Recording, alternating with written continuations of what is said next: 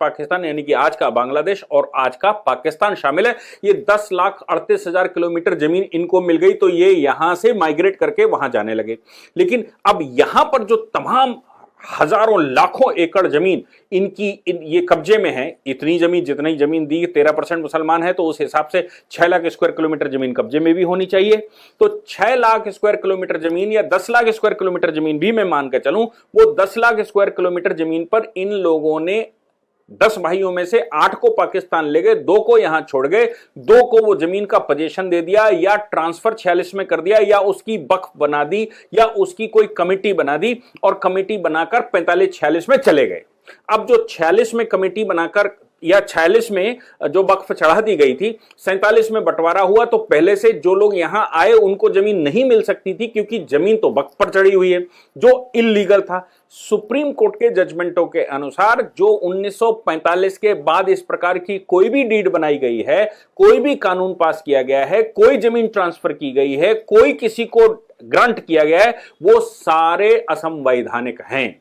यानी कि 1945-46 में जब ये तय हो गया था कि वहां जाना है, क्योंकि यूएनओ में 45 में रेजोल्यूशन पास हो चुका था कि पूरे संसार को इंपीरियलिज्म से मुक्त करना है, तो ये नवाब लोग जो यहां के थे, जो यहां शहंशाह अपने आप को कहते थे, ये सब अंग्रेजों से जुड़े हुए थे। इसलिए इनको मालूम था कि अब भारत स्वतंत्र हो ही जाएगा और पाकिस्तान का निर्माण चूंकि जिन्ना के कहने पर हो ही रहा था, या माउंटबेटन चाहते थे या नेहरू जी चाहते थे, जो भी थी, तो अब हमें जमीन वहां मिल जाएगी। इस जमीन का क्या करें? इस जमीन के लिए उन्होंने ये व्यवस्था करके रखी थी। अब बात यहां पर आती है कि सरकारी जमीनें, यानी कि उस समय की इवेक्यू प्रॉपर्टी, जो लोग वक्फ नहीं बनाकर जा पाए वो चले गए। इन्होंने क्या किया, एक छोटा सा दीवार खड़ी कर ली, बोले यहां पर तो हम नमाज पढ़ते हैं साहब। तो वो जमीनें जो इवेक्यू प्रॉपर्टी हैं, वो जमीनें जो शत्रु संपत्ति हैं, मतलब 1971 के युद्ध में, 1965 के युद्ध के समय पाकिस्तान का साथ देने वाले हिंदुस्तान के वो मुसलमान जो पाकिस्तान चले गए भारत सरकार की पकड़ की वजह से कि भारत सरकार अब हमें दंडित करेगी, उन सब की जमीनें जो भारत में पड़ी हुई थी, भारत में रहने वाले मुसलमानों ने जानबूझकर या कुछ शरारती तत्वों ने जानबूझकर उसमें वक्फ में बना दी और वक्फ बनाकर वो प्रॉपर्टी संरक्षित कर ली। इसके अतिरिक्त जो नुजूल की संपत्ति पड़ी हुई है, कोई कारखाना पड़ा है, कोई रेलवे का प्लेटफॉर्म पड़ा है, कोई पलटन की भूमि पड़ी हुई है, या नगर निगम की जमीन पड़ी हुई है, ग्राम पंचायत की जमीन पड़ी हुई है, वहां इन्होंने एक दीवार खड़ी कर ली और छोटी सी दीवार बना दी या छोटा सा वहां कोई स्ट्रक्चर खड़ा कर लिया और वहां खोपड़ी मतलब वो वहां नमाज पढ़ने लगे। बाद में उन लोगों ने वक्फ को कहा कि भैया ये जमीन तो हमारी जन्म जन्मांतर से, हम तो यहां नमाज पढ़ते आए। वक्फ ने उस पर क्लेम किया, चूंकि छोटा सा स्ट्रक्चर बना हुआ था, सरकारें उतना ध्यान नहीं दे रही थी, कांग्रेस की सरकारें थी। आप सोचो 2014 से पहले क्या रहा होगा, तो तुष्टिकरण खूब फुलटास चल रहा था। इसलिए इन लोगों ने क्या किया कि इन जमीनों को सर्वे करवाकर घोषित कर दिया कि साहब ये वक्फ की जमीन है। वक्फ बोर्ड ने वो अपने मातहत ले ली। ऐसे पूरे देश में इस प्रकार की संपत्तियां जो वक्फ के पास नहीं जानी चाहिए, जिनकी कोई लीगल ओनरशिप नहीं है, केवल इल्लीगल कब्जे के आधार पर वक्फ बनी हुई हैं, इस जजमेंट के अनुसार ये इल्लीगल कब्जे की जितनी वक्फें बनी हुई हैं उन पर वक्फ बोर्ड को कोई अधिकार नहीं है और वो जमीनें जिसकी मूलतः जमीन है उसके पास वापस आनी चाहिए। हुआ क्या कि जमीन खाली पड़ी हुई है, तो वहां पर एक स्ट्रक्चर सा बना दिया, कुछ मिट्टी विट्टी डालकर ऐसी तीन चार कब्रें टाइप की बना दी। मुसलमान वहां पर मालूम पड़ा कि लेखपाल आ गया, उसने वो जमीन वहां चढ़ा दी कागज पर कि भाई यहां तो ये बना हुआ है। भले ओनरशिप किसी की, खतौनी किसी के पास रखी हुई है, खसरा किसी के पास रखा हुआ है, महल किसी के उस पर चढ़ा हुआ है, लेकिन साहब उसने लेखपाल ने अपने रिकॉर्ड में चढ़ा दिया ये जमीन कब्जे में आज की तारीख में, यहां पर तो ये कब्रिस्तान बना हुआ है। अब अधिकारियों ने उस कब्रिस्तान को कभी ध्यान नहीं दिया, या कौन ध्यान देगा, वो रिकॉर्ड मेंटेन हो गया। भविष्य में जब खेत वाले ने कहा नहीं जमीन हमारी है, तो उन्होंने कहा नहीं सर ये तो सब वक्फ है, ये तुम्हारी जमीन कहां से आ गई? तो उन्होंने कहा कि नहीं ये वक्फ नहीं, मेरे पास खतौनी है। तो मामला जब चला तो तब तक वक्फ बोर्ड आ गया, वक्फ बोर्ड ने क्लेम कर दिया कि भाई ये तो तमाम तरह से चढ़ी हुई है और ये तो जमीन हमारी है। वक्फ पर सर्वे सरकार ने बिठाया, सर्वे सरकार ने अपने लोगों को ही बिठाया, क्योंकि उस समय बीजेपी तो थी नहीं जो सर्वे सही से करती। अब वो इन लोगों ने जो सर्वे किया उसके अनुसार जमीन चढ़ा दी। अब किसान अपनी जमीन का कागज लिए बैठा है आज भी। या नगर निगम कागज लिए बैठा है, ग्राम पंचायत कागज लिए बैठी हुई है, राज्य सरकार के पास नुजुल की जमीन पर चढ़ी हुई है, लेकिन साहब कब्जा है और उस आधार पर कौन हिम्मत करे, कौन जाए, और साहब ये चढ़ गई है, वक्फ में चढ़ गई है तो वक्फ की प्रॉपर्टी। सुप्रीम कोर्ट ने इस जजमेंट के माध्यम से ये कह दिया कि पहले आपको ये बताना पड़ेगा जमीन आई कहां से, क्या जिसने जमीन दी उसकी ओनरशिप थी, क्या सरकार ने तुमको ग्रांट दी, क्या जिसकी जमीन थी वो उसको वक्फ के पर्पस से इस्तेमाल करता था, कोई पायस पर्पस से इस्तेमाल करता था।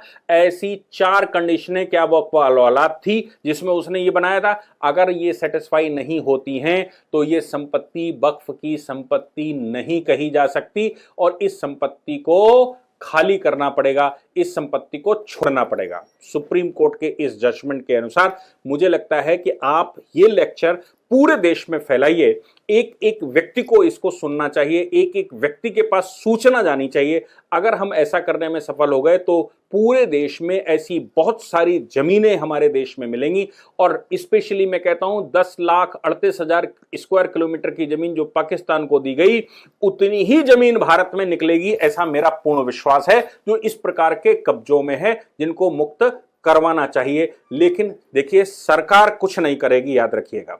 योगी जी की सरकार है, एडमिनिस्ट्रेशन बैठा हुआ है, डिस्ट्रिक्ट मजिस्ट्रेट को कुछ करना नहीं है, लेखपाल ने कोई अपनी तरफ से इनिशिएट नहीं करना है, लेखपाल ऑलरेडी ये चला रहा है और देश में लेखपालों का जितना आतंक देश भर में है उतना किसी डिपार्टमेंट का नहीं है। लेखपालों ने अपनी मर्जी से जो चाहते हैं वो करते हैं और भूमाफियाओं का भरपूर साथ देते हैं। भूमाफियाओं में ही ये वक्फ बोर्ड भी भूमाफियाओं की संज्ञा में ही आ सकता है अगर ऐसा है तो।